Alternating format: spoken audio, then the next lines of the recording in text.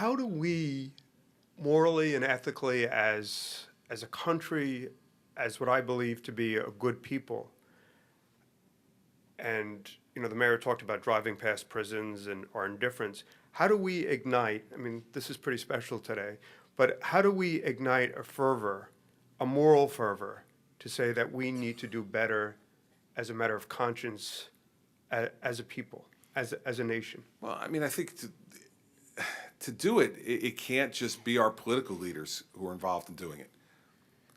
It's got to be everybody. If you want to ignite a moral blaze, then the morality of our society is determined by all of us.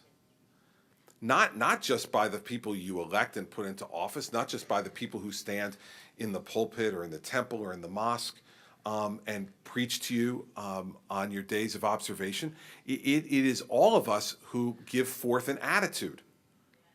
Again, I go back to what Gene said, about the friends on the way in and the friends on the way out. Why is that? It is in part, I think, because we believe that's what's socially expected of us.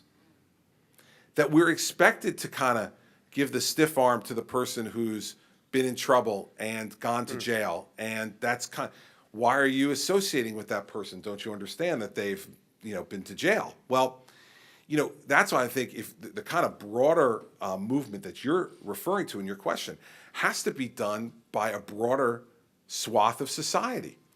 I could say as much as I want to say and hope that I move people.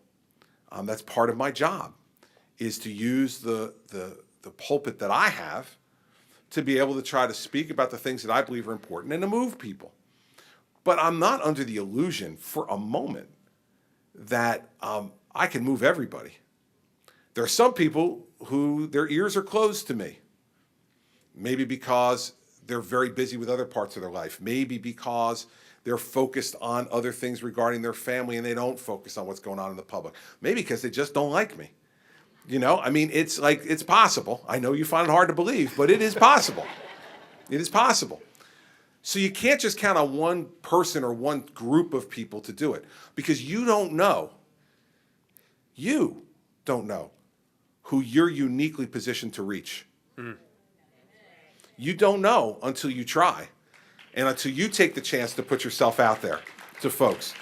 And so what I try to say to people all the time who come to me, and I'm sure the governor understands this too, because he had this job. I can't tell you how many people come up to me and say to me, "Governor, why don't you do something about fill in the blank?" And they're emotional, they're heated up about it. And like the first year or so that I was governor, I didn't quite know how to react to this. So I would try to be really earnest, say, "Oh, okay, I will try to do something about that." Then after about a year of it, I said, well, I got to qualitatively listen to this, right? And I can't tell you now in the last 4 years how many times I look at people and go, "Why don't you do something about it?" And they'll go, "Well, you're the governor." I go, "Yeah, okay. I'm the governor, but that doesn't mean I'm in charge of everything. Why don't you do something about it? Why don't you tell me what you think I should do about it instead of just coming to me and saying, 'Hey, do something about it'?" I can't tell you the looks on people's faces when I do that. They're like, "Wait a second, that's not the way this is supposed to work. We have this role playing down. See, I'm the constituent. I come up to you and yell at you. You look chastened and upset, and then you say you'll do something about it. Then you never will, and I'll never see you again."